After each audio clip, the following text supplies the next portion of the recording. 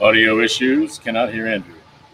You cannot hear me right now? Now I believe I'm loud and clear. Matt, don't you love technology? You know, even a year into the pandemic, we're still struggling with that. But, you know, what you have managed to create, all of you, is such an amazing product that I believe is so important in the current state of the world right now. I mean, we've all been struggling with a lot of isolation, these weird times of the past year, just, you know, our own mental health. So when you first reached out to me with this project, Things We Don't Say IPA, I was immediately captivated by it. And I was like, yes, yes, yes, this is exactly what we need right now. So Joel, if you could, in a nutshell, you know, what is the Things We Don't Say IPA and what are we launching today?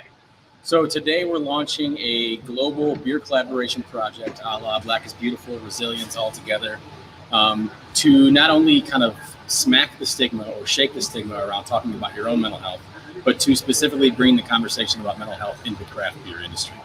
Myself personally, I'm 41 years old, white privilege as hell. I have a beautiful wife, 3 amazing kids, and I myself have struggled with mental health. And the fact that I'm now okay talking about it, I know that especially in the craft beer industry, there's this weird kind of wall that's up between talking about your mental health and being able to enjoy a beer or make and sell beer. So we know that it's kind of squirrely for some people to discuss. But our the curriculum that we use at Hope for the Day is titled Things We Don't Say. We've been using it since about 2012.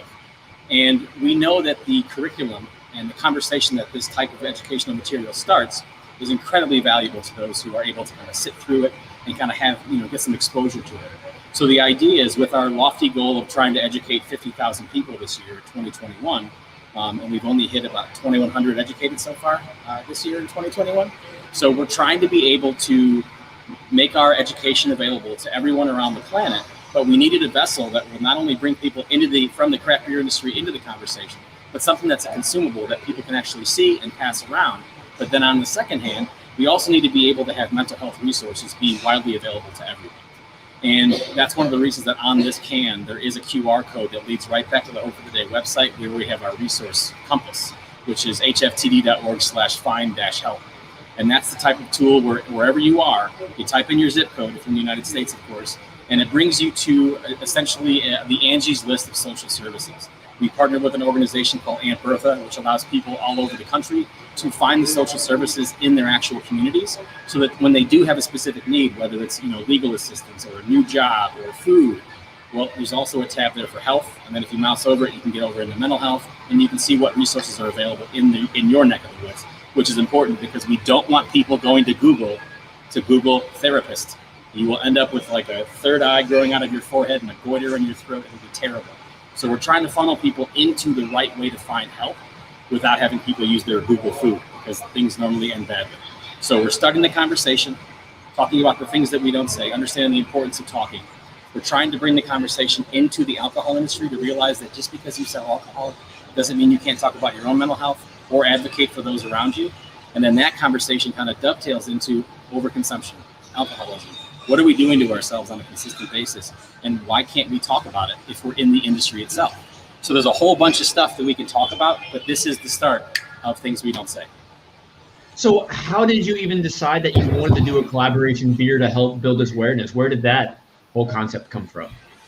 That's Nicole, actually. Nicole was in the Iowa Craft Beer presentation that myself and Trevor Rose Hamblin from Old Irving Brewing did, and immediately hit me up right after the session, and we hopped on a call. And Nicole, is your audio working? Do you want to pipe in and tell the rest of the tale? Sure. I don't know. Is my audio working? You are loud and clear. Been pretty choppy.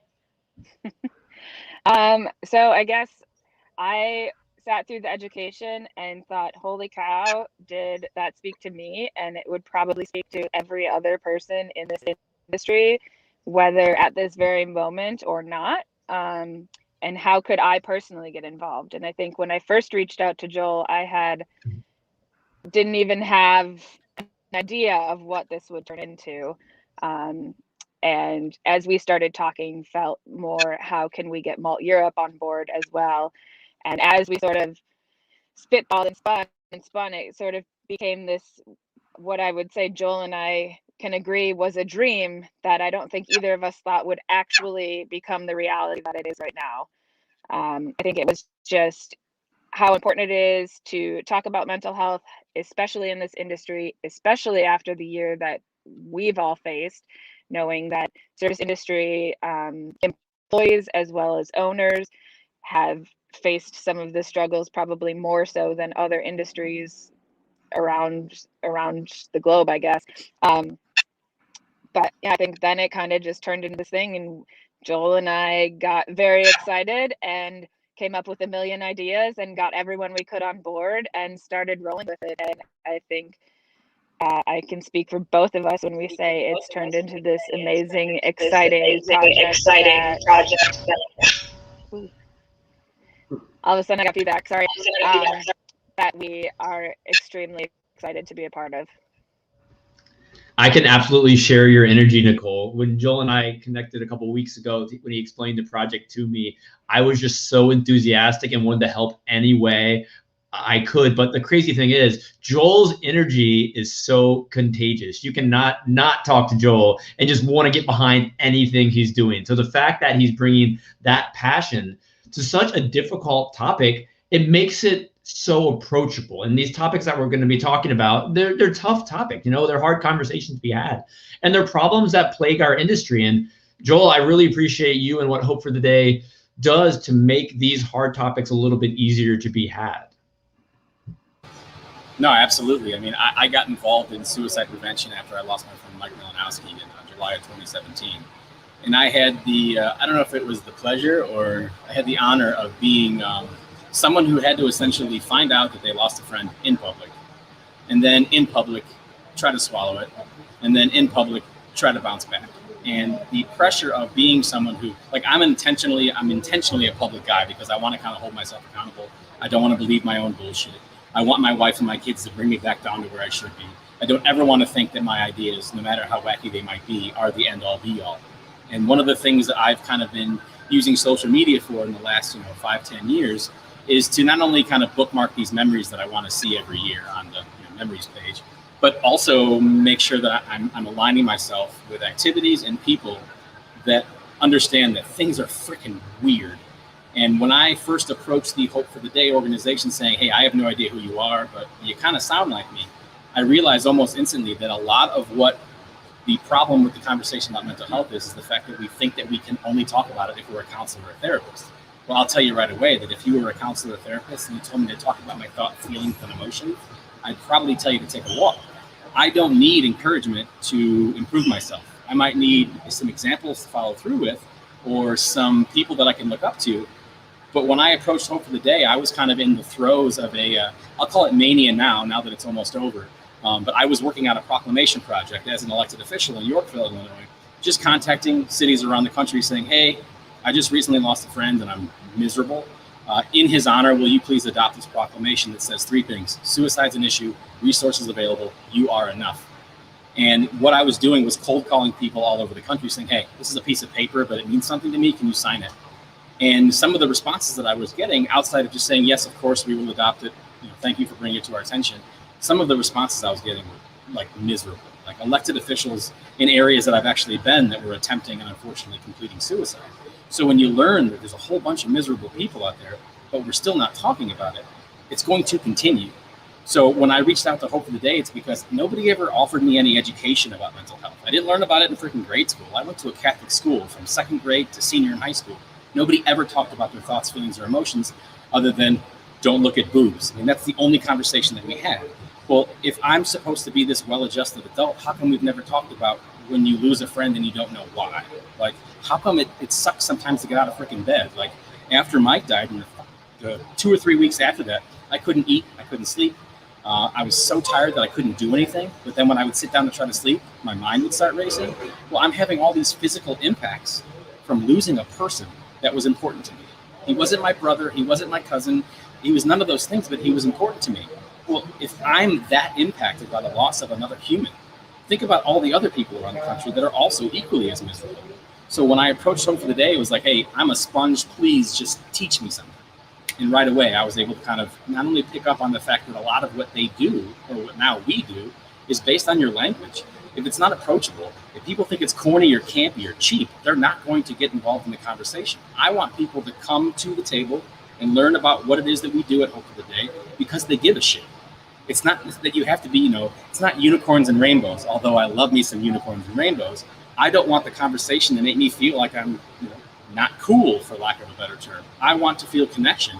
I don't need to feel like I'm pandering to an audience that I don't really have. And the fact that we're talking about mental health in craft beer, like people ask me, why are you so involved in craft beer? Like, do you drink all the time? Like, actually, I save my calories for Friday, Saturday, and Sunday. But if you look around the craft beer industry, it's all the people that I would have been hanging out with anyway. I love the people in this freaking industry because they give a shit. Like, think about any problem that any brewery has. Who's the first person that a person in a brewery calls when they have a problem? Another freaking brewery. So where other industry on the planet, when you have an issue, do you call your competitor? So there's this really, really strange camaraderie that I've been looking up to for at least the last decade. And knowing that there are people that are hurting in the industry that I care so much about, that's why when Nicole hit me up, I was like, oh, snap. It's not just me thinking about something saying, hey, please brew this beer. No, she had just as much of energy as I did. I'm just the one at the stand-up desk, let's go. So knowing that we had the potential to do something and knowing that it wasn't like, all right, we should do this last month. We've been working on this since right before Christmas, and to see it actually before Thanksgiving, where we actually had to sit down around Christmas, but to see where it's gone, like we haven't even gone public until 13 minutes ago. And we have 30 breweries signed up.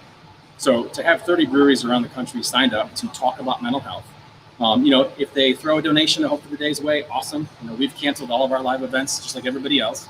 But to be able to offer discounts on the ingredients in the beer, to be able to kind of facilitate getting them some co-branded resource cards and get them some wristies in the breweries, and to be able to provide and make it as, the least amount of heavy lifting as possible, there's a lot of potential in there.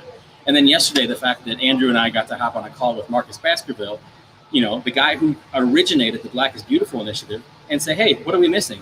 And he thinks that we hit everything. There's a couple suggestions, but I don't have a beautiful video camera, and I'm also not the most, camera ready kind of guy.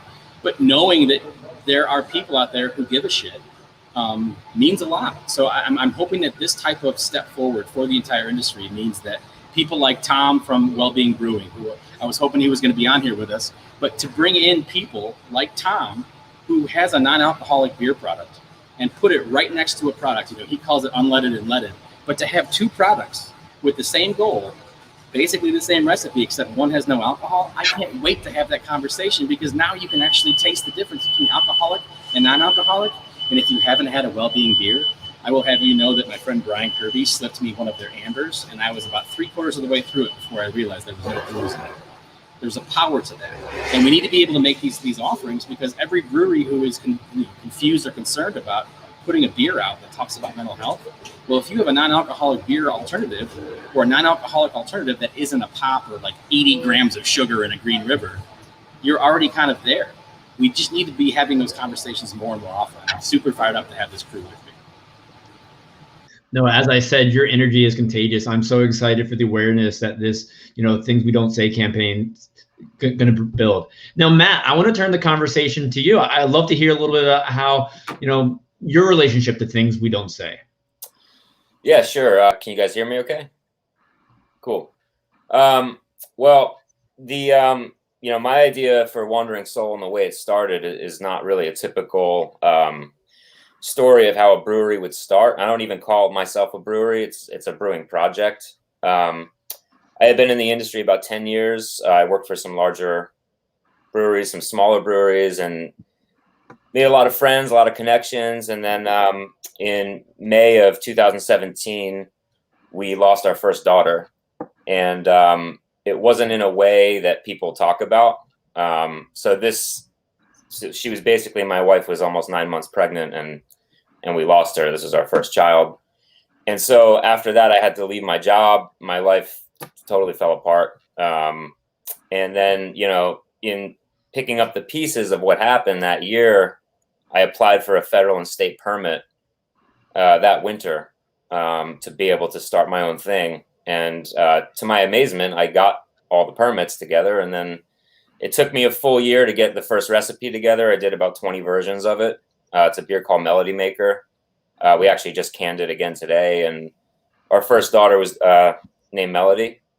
And what struck me about the experience was the fact that, like Joel was saying before, you go through some of these things in your life, and nothing can prepare you for it. There was no support. There are therapists and there are support groups and things like that, but it seemed like we were this was such a rare thing, and it really, in fact, it was.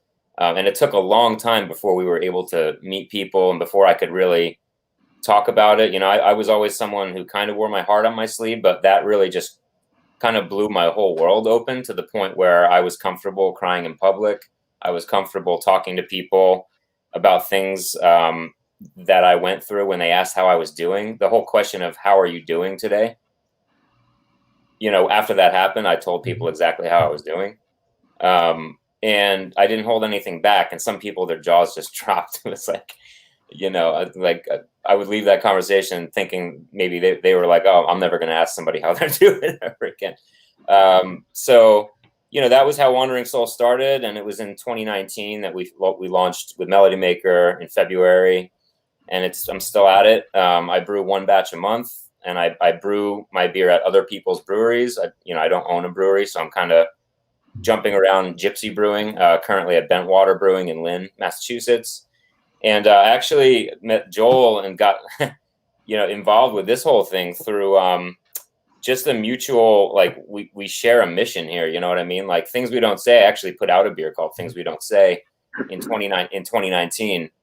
And it became, and I had some stuff on the label that's really just right in line with what you guys are doing here. Like it's kind of bizarre how our worlds collided this way, because it's really I'm honored to be involved in this, and it's really cool that somebody's talking about mental health issues in this industry, because a lot of people assume oh, crack a beer, everything's fine, we're celebrating, everybody's good, you know what I mean? And there's a dark side to people's lives, and in this industry it's prevalent. So I think it's a great thing, and I'm just honored to still be doing what I'm doing. This was never supposed to be a business. It was supposed to be one batch of Melody Maker to have some sort of legacy. I was always afraid her name would get lost in the sands of time.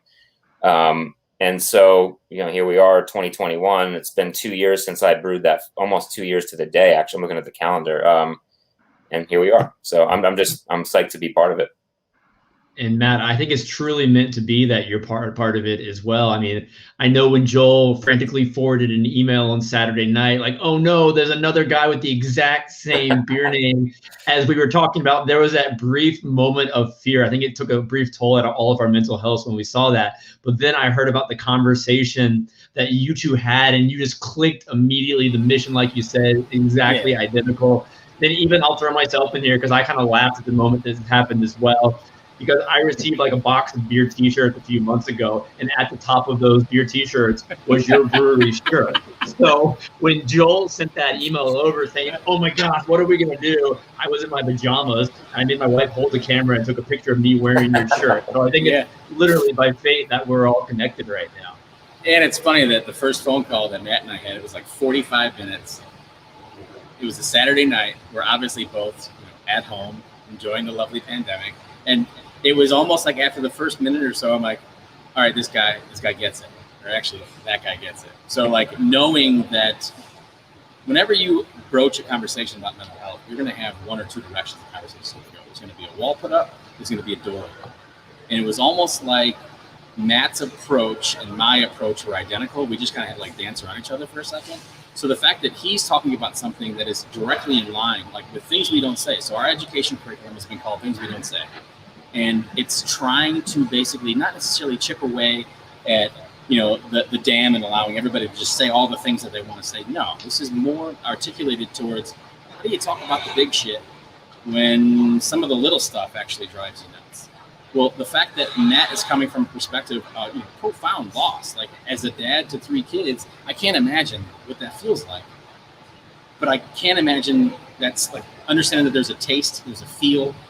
Whenever I see an old style sign, I get weepy as shit because that was the crap that my friend Mike drank. There are different triggers to everything. And it's if we ignore or if we suppress or if we don't take that bottle cap off once in a while, these things kind of start compounding, and then you become a different version of yourself. And I think the conversation that I had with Matt, learning about the origins of his, and then him learning about the origins of our education curriculum, the fact that they're the same in name. And, this is, things we don't say, craft beer for mental health. Matt's things we don't say is incredibly individual and unique, and it stands on its own. But it's the same conversation when we're talking about that umbrella at the top. And it's incredibly freaking inspiring to not only hear the story directly from the guy that brewed the beer that is telling the story, but to see that this is yet another example of how craft beer and your brewery is a platform, whether you like it or not. Like, I've been a big fan of collaborations. It's always my favorite when two of my favorite breweries get together and brew something, and it blows my mind because it's like a Voltron of deliciousness, Well, when people were using their platforms in their breweries, whether there was the one, my favorite was the Perfect Pooch Pilsner from Heavy Seas. They brewed a beer and then released it to help empty all of these kennels to make sure all these dogs got adopted. That's power right there.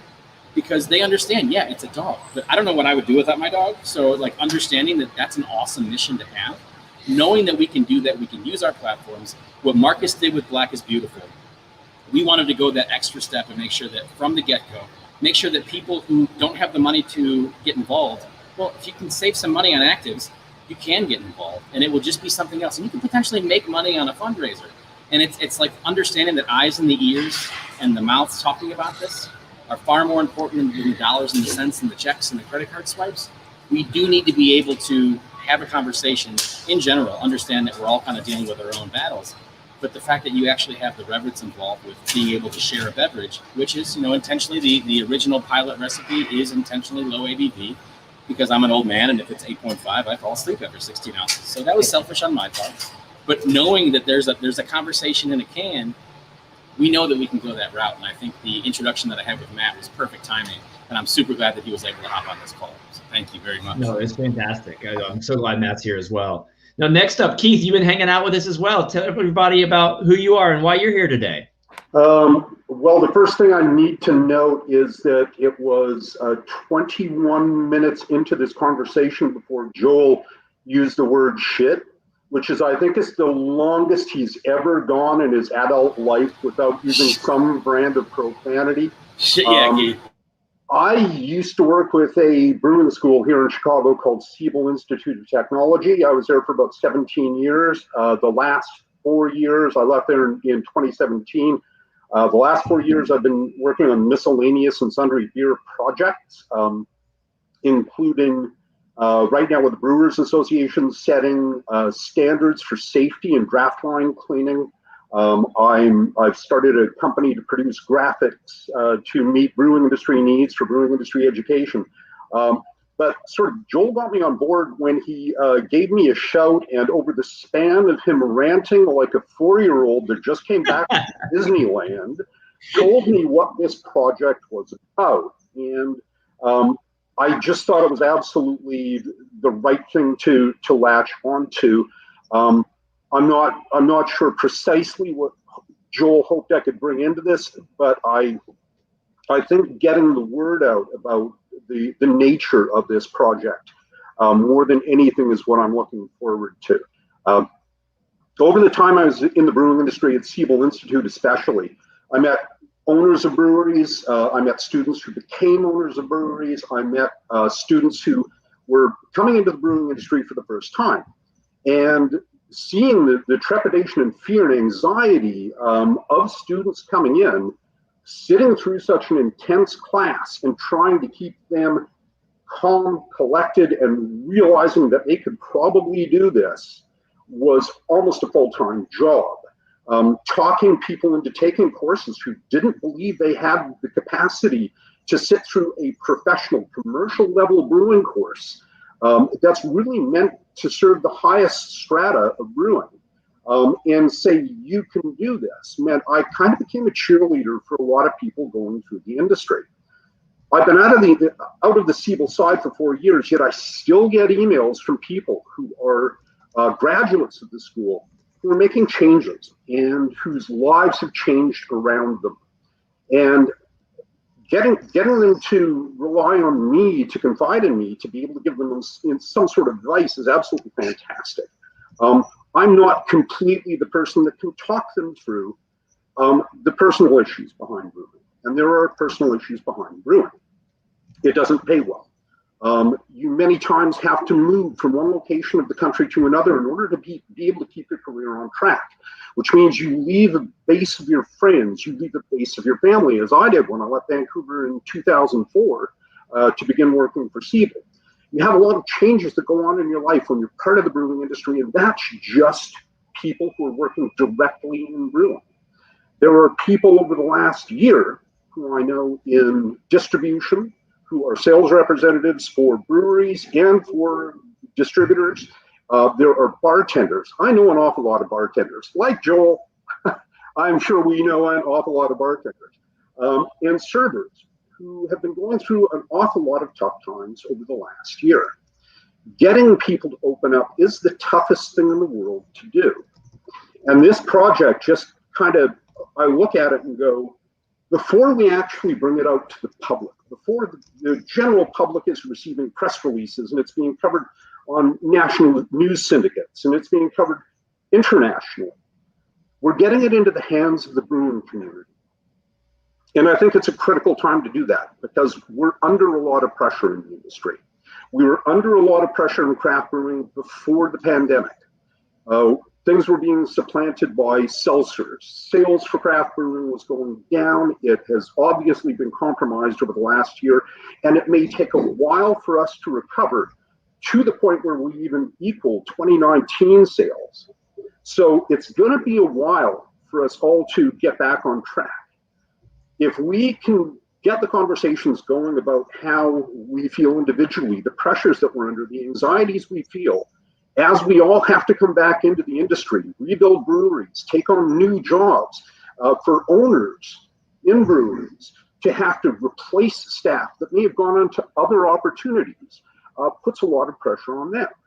So just to be able to have a conversation, to get people within the industry and the related sectors to open up, that part alone brought me in like you can't believe. By the time we can get, and Joel mentioned 50,000 people, I'm going to do my best to way beyond that benchmark. And just, I'm so happy to be part of this project. Keith, I can see why you and Joel get along, and I appreciate you calling him out for the cursing to start. Really, Joel, I've had enough needing to say something for quite some time. No, I was impressed as well. And, you know, I got behind this project literally for the same reasons as you. I just wanted to help be a force to draw attention to these topics that our industry is facing. It's, you know, brewers, they're not alone in this. We've had a tough year, and a ton of us are going through the same struggles, and it's good to talk about them, and they shouldn't be scared to talk about them. Everything we can do through Joel's and project Things We Don't Say is going to be a great way to help our industry get even better about these hard topics. Nicole, I know you're still there. I want to throw the microphone over to you. You know, I'd love to hear a little bit more about, you know, just your involvement in the project. Yeah, I mean, I think jumping on board, and I'm out on the road this week for the first time in what feels like forever, and getting in front of people and talking about it. I think one of those questions goes back to what we started with and what Keith was just talking about of, you know, tying alcohol together with the talks of mental health. And I think kind of what I said before and why I wanted to get involved in it is that it's an industry where it is an issue, and not necessarily dealt with in the right way. I know, you know, a lot of people will turn to a beer to make them feel better until they feel worse.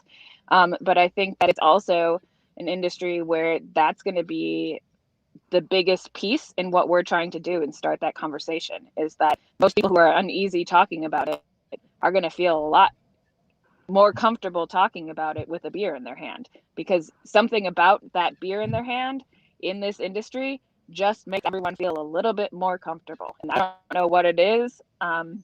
You know, I think some of it is just the social aspect of it, and it feels like everyone's on the same page and everyone's coming from the same place. And I think what's been really cool is to see how many different places all of us are coming from, how Matt's coming from such a different place than, you know, Joel and I were coming from when we thought of this, and how our story and what our involvement was with it is going to be so different from, you know, the next person's involvement with it. I'm honored to be a part of it. Just like Matt was saying, I'm extremely proud that I work for a company that was happy to get on board and absolutely support me with it. The rest of my team has jumped on board, and they are all, face first, jumping in the pool along with me to get people on board. My boss has been extremely supportive, and just the fact that we're able to offer that extreme discount to customers so that it makes their ability to be able to support the project so much greater. I think just really rounds it out for me. I think going back to how all of us are so similar to Joel and have all these connections, I think mine might be the love of rainbows and unicorns that I didn't know, but I think I could inside on feel that we both had this sort of secret love or not so secret love of them.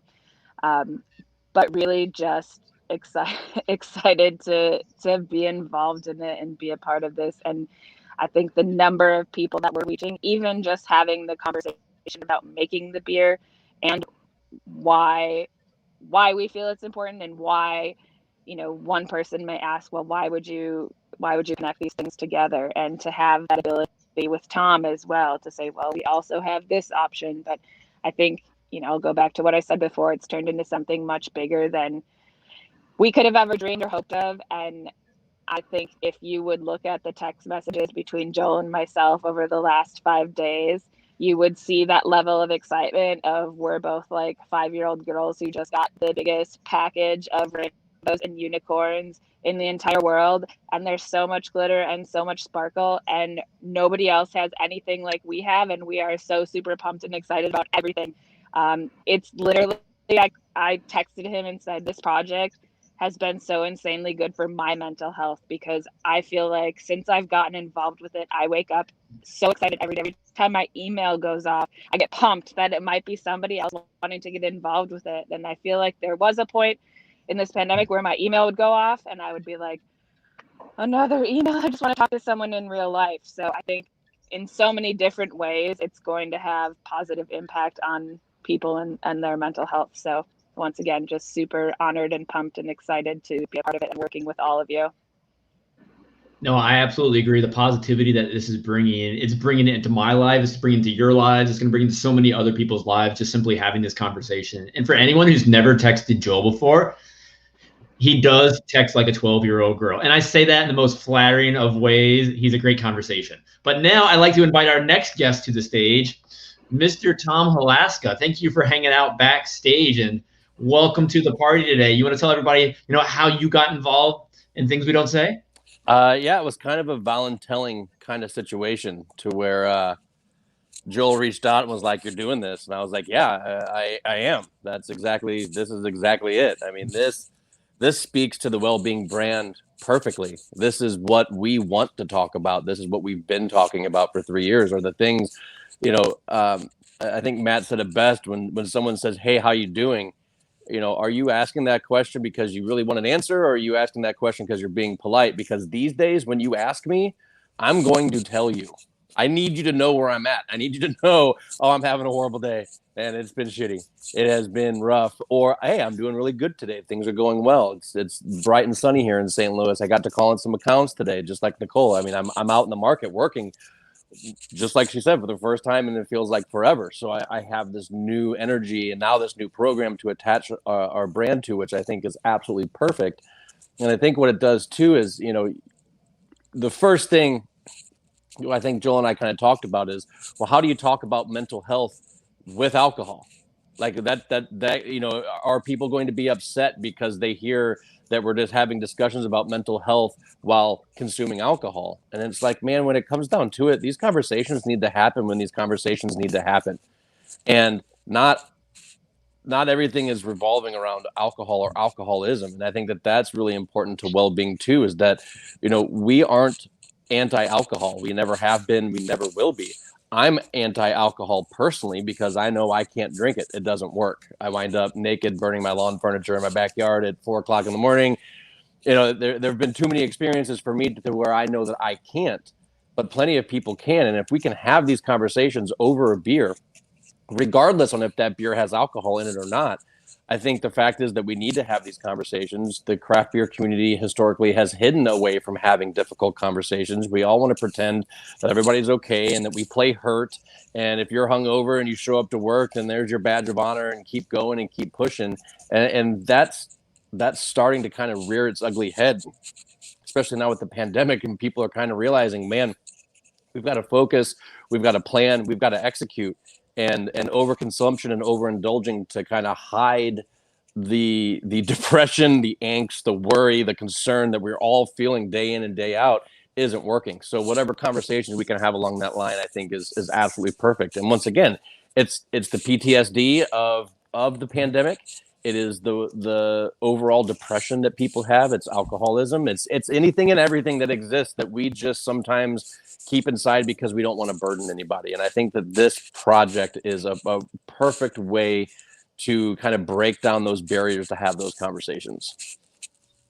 And I agree, Tom. It's funny to think about how I met you. We first met a few months ago when you were on a panel in CPP on alcoholism. And Joel, we met several months prior when you did a presentation on mental health. And I think it's absolutely amazing. We can take alcoholism at one end of the spectrum, mental health, not necessarily on the other, but throw it all with craft beer for such an amazing project. And I'm so looking forward to this.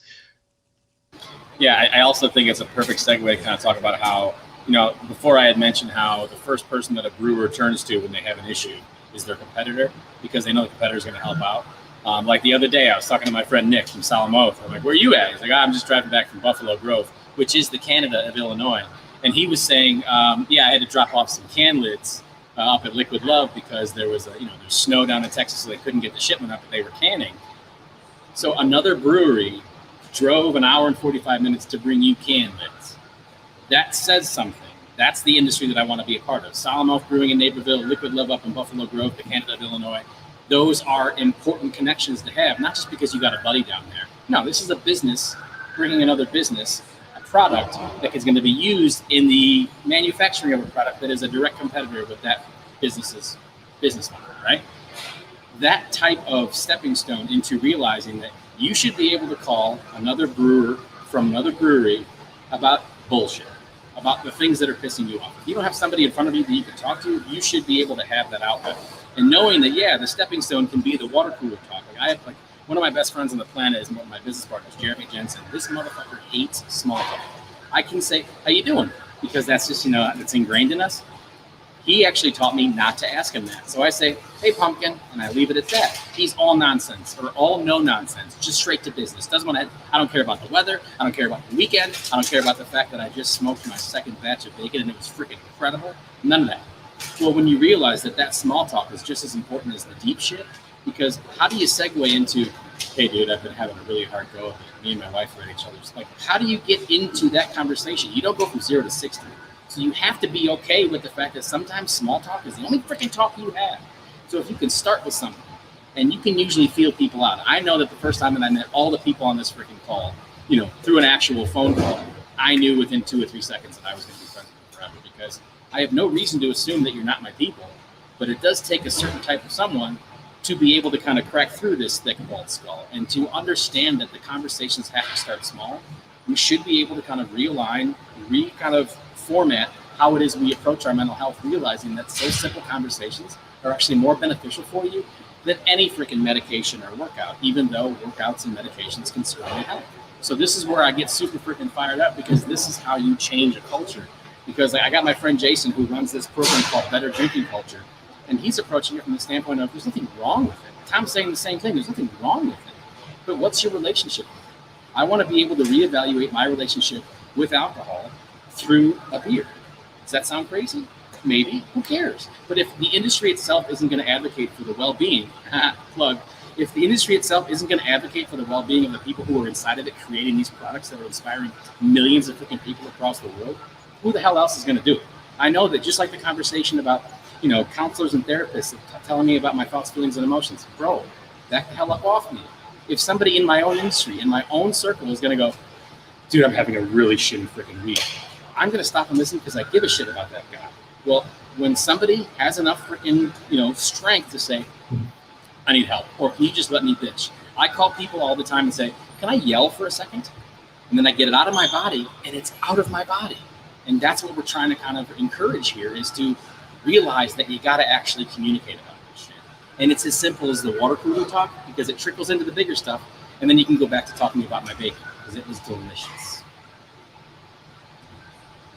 No, I love that talk, because even when we had our conversation earlier, Joel, about mental health in the craft beer industry, the panel we had back in December, merely me just being in that panel with the 5 of you just sharing your feelings was an amazing experience that made me feel better. The mere act of just hanging out with other people in this isolating world we live in right now is such a powerful experience. And I'm looking forward to having continued conversations with people over things we don't say. I mean, that's going to be awesome when this beer is finally released. And I know we have another guest we're going to bring to the stage right now, but as we're doing that, Joel, what's the timeline like for this project? So the hope is to be able to release this particular beer on or around the beginning of May. Hey, James, because May is Mental Health Month. And while I've already had communications with breweries across the country, like, hey, my schedule either allows late April or early June. Is that okay? The timing is not as important as the fact that you give a shit. So we've had a whole bunch of people that have, reached out saying, hey, I'd like to do this, but I don't think I can do it till September. Well, September is Suicide Prevention Month. This is something where I think it's already kind of taken on a life of its own. And we want to be able to kind of facilitate people through the process of understanding that, yes, it's time sensitive in the fact that we want to be reverent to the month of May, but it isn't so time sensitive that it doesn't matter after May 31st. Actually, is it January, February, March, April, May? Yes, there's 31 days in May. But yeah. And why May? I don't believe you mentioned why May. May is Mental Health Month, traditionally mental health. Excellent. Now we also have another guest with us today. James, welcome to the party. Hey, thank you. Can you all hear me? Loud and clear. Awesome. Yeah, I appreciate the invite. Thanks for having my participation. I appreciate it. So how did you and Joel connect, and what interested you about getting behind this initiative? Joel, how did we connect? So one of my partners at Hope for the Day is Ryan Shannon, who is the director of Project Red Team, which is Remembering Everyone Deployed. So that's for our active duty and veteran service members, as well as first responders and law enforcement. That's right. And I think he and I were involved in either the War Games or the Invictus Games a few years ago. If you're not familiar with those, that's like the Olympics for disabled military. So it's a big deal, huge deal, actually. And he and I were competitors, I think, in one of the events, or we were on the same team. I can't remember. But the second part of your question was, how did I get involved in this initiative, right? So he kind of wrote me in, and then Joel kind of took the bull by the horns. I actually started brewing beer in 2010. And then I had a short hiatus. In 2016, I was in a tragic automobile accident. Ironically, my family and I were heading up to northern Indiana to do some volunteer work, and we were hit head on by a drunk driver. He was doing over 100 miles an hour down the wrong side of the interstate, and cleaned our clock. So after a period of time, the Army said, hey, you can't run anymore. You can't do a lot of the stuff we require. So it's time to think about plan B. So I got to thinking, and I looked at my past experience in the military, and I had about 18 years in it. I had done logistics. I had done educational type stuff. I had done really some real cool guy stuff, and had a blast in the Army, and was really going to miss it. So I thought I'd put together a consulting firm that leveraged all of those experiences. As I was getting that going, my buddies and I kind of looked at each other, and we were reaching out, and we were grabbing all these clients, but we weren't really closing any of the deals. So one thing I realized was all of us were military. None of us actually had any real civilian experience in business. So while we had all this military experience, none of us had actually run a business. So I said, you know what? we're going to call it quits here, or we're going to put everything on hold. I'm going to start a business from the ground up, and I'm going to do it on a shoestring budget. So they always say to get into business and something you love. Well, I happen to love brewing beer. So that's how so Gladiator Brewing Company, which is the name of my brewery, is more of a resiliency project than a business. And that's what I tell people when they come into the brewery. Hey, this isn't about, us making money as much as it is having the ability to bounce back from adversity. So in 2016, I was told I would never walk again. Well, I told them, don't tell me what I can't do. Let me show you what I can do. And that's kind of been the background and the premise of Gladiator Brewing Company. So with that, though, it's certainly been a struggle. Starting something from a shoestring has been kind of horrific in some ways, but we're making headway and we're doing we're making a difference. And I think after listening to everybody on this call today, every single one of us has a different reason we wanted to get involved. And I think that's the beauty of this project. And Joel, I know you mentioned that 30 breweries have already signed up. I don't even know how they knew about the project because we haven't gone public till right now. So 30 breweries are already interested in joining forces and helping build awareness. So this is obviously something that's really important and vital to talk about in our industry. And I'm just so excited to hear the other individual reasons why they choose to get involved as we continue to put this out there. Yeah, and that's something that even though Hope for the Day doesn't have the budget to send a camera crew around the world to ask, hey, why do you give a shit?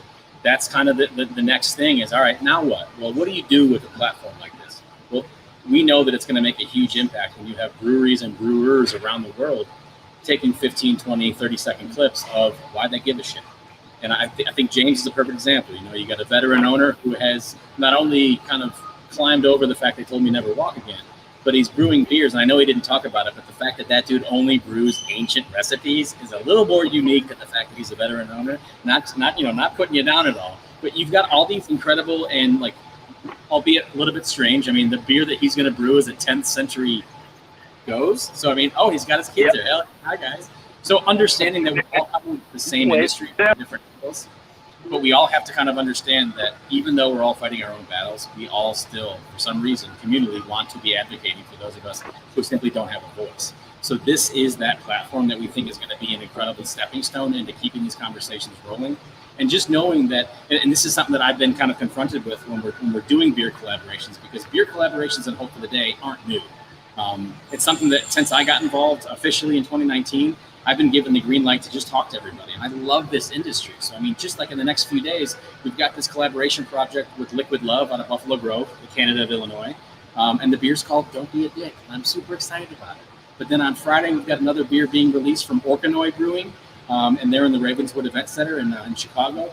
And they're incredibly will make approach storytelling because they create a character and have it illustrated by this artist. Every time there's a new beer, there's a character that goes along with it. And then an accompanying journal entry. So it's like everybody here in the craft beer industry understands the importance of telling stories.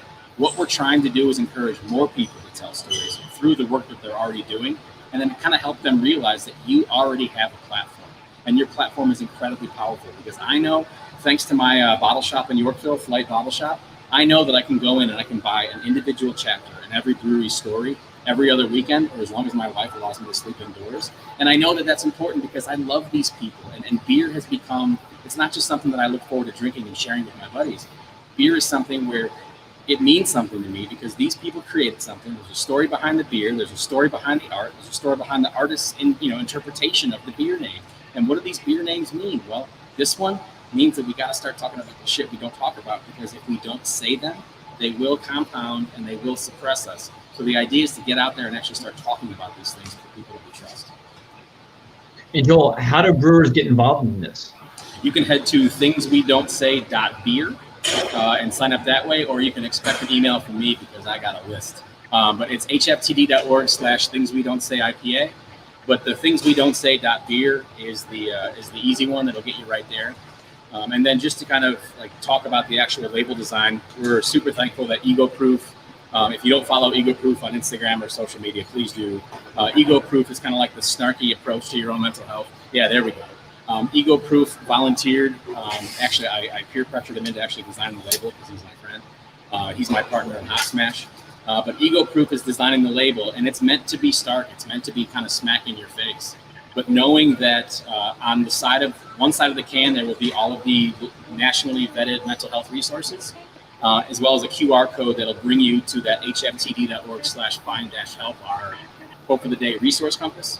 But then on the other side of the can, you'll have information about the brewery who brewed it, their social media handles and website, also the ABV and their description of the beer, because even though it's considered an IPA project, because that's what the base recipe was, we've got Tom brewing at NA, we've got James brewing at Ghost, we've got everybody that's coming at this from their different angles. You don't have to do an IPA. The only requirement, and this is the only requirement, there must be water in your product. I think that's doable. So we're looking forward to some soda companies and some kombucha companies. We got Eris from Chicago coming in with a cider and possibly a beer. We want everybody to be involved in this because it impacts everybody. And we also know that beer labels make one hell of a totem, and I would love to have an entire wall of all of the things we don't say participants, because now I know who gives a shit. Now I know where to spend my money. Man, I love that image of a wall behind you with all of your different logos from the different breweries that got involved. That's fantastic. Lines, man, for real. So to give everybody else a little more motivation, if they don't already have it, to join in, talk a little bit about, Nicole, the discounts you're offering and the other partners involved in this project. Nicole or Joel, you're more than welcome to take that one. You got it, Nicole? Yeah, I mean, I also want to jump in and say, while Joel and I partnered up, it also took us saying, okay, who can we get involved? And part of that was approaching Eagle Park.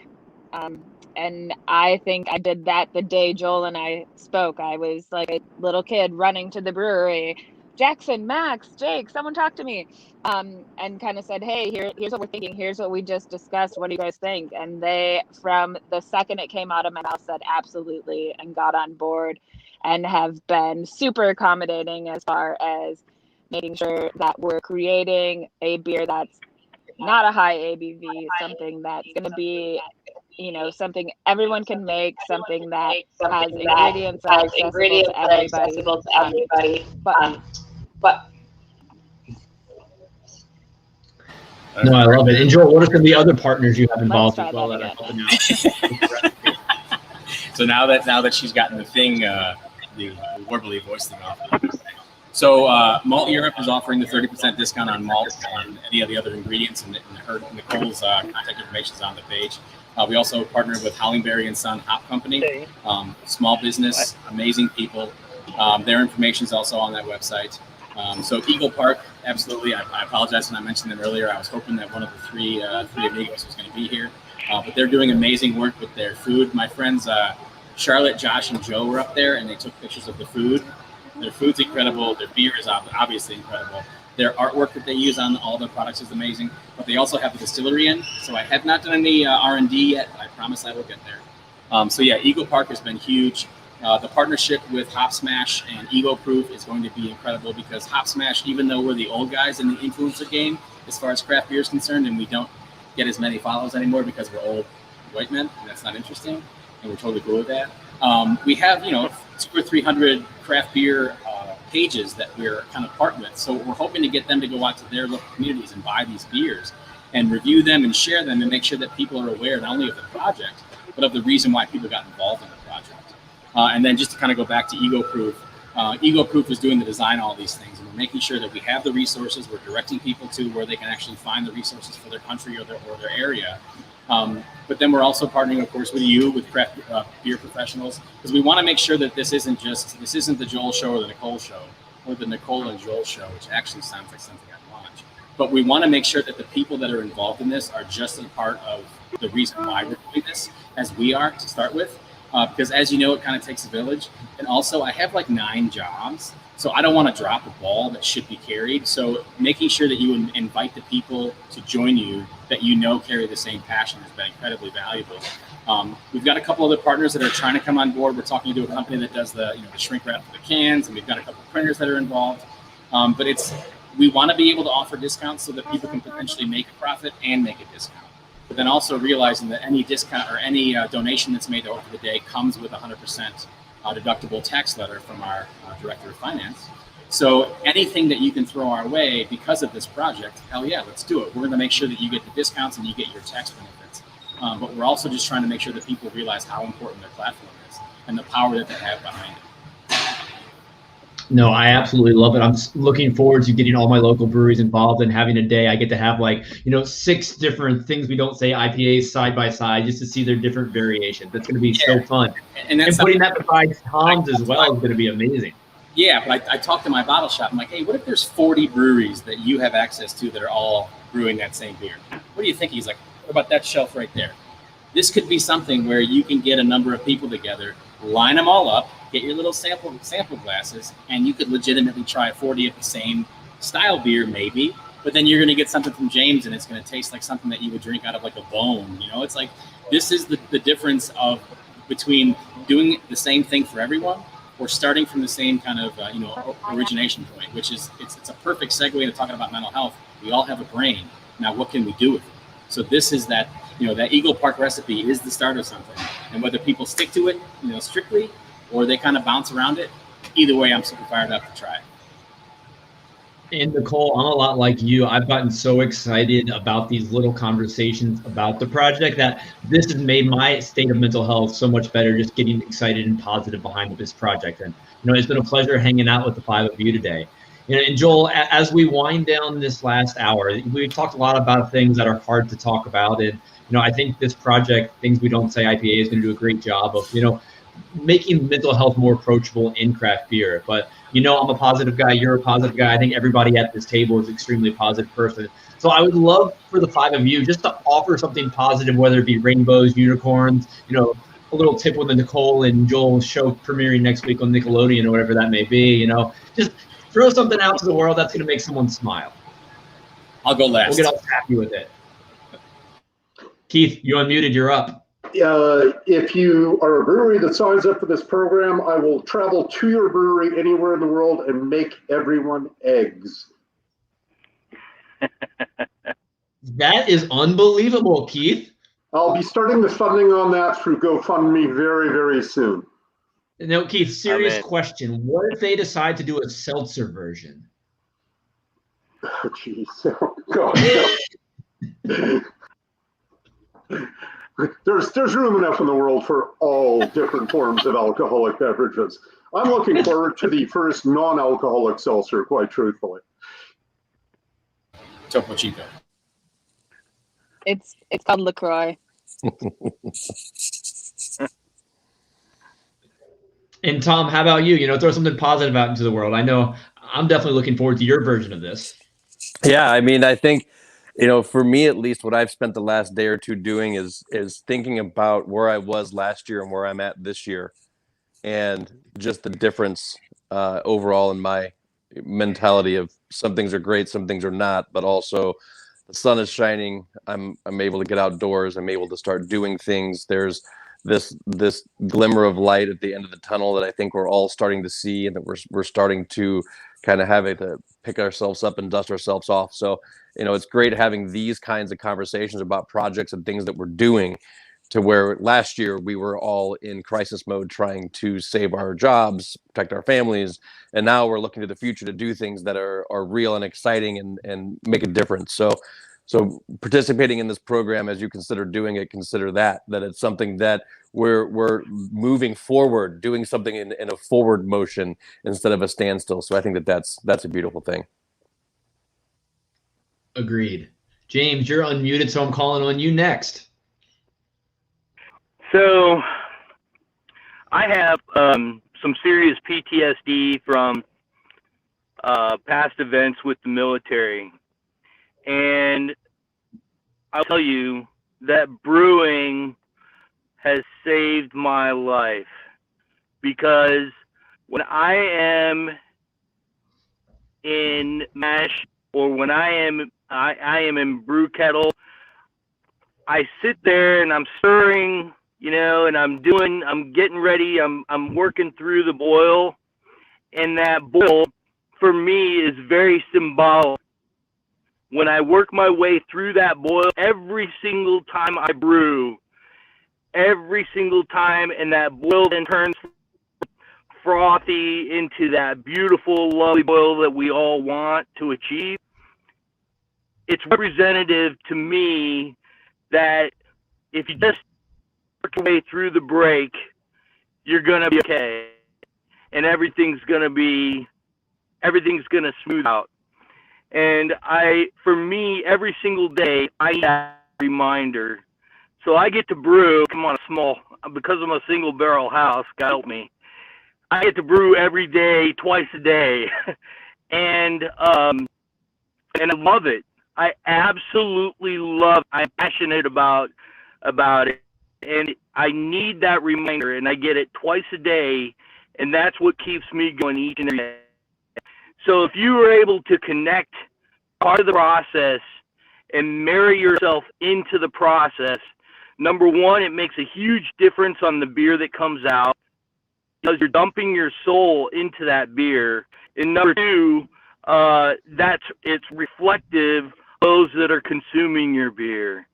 And when they taste it, their eyes light up and they're like, wow, where did it come from? That's where you make your real money, in knowing that you've satisfied somebody else through your labor and through all that you've been through.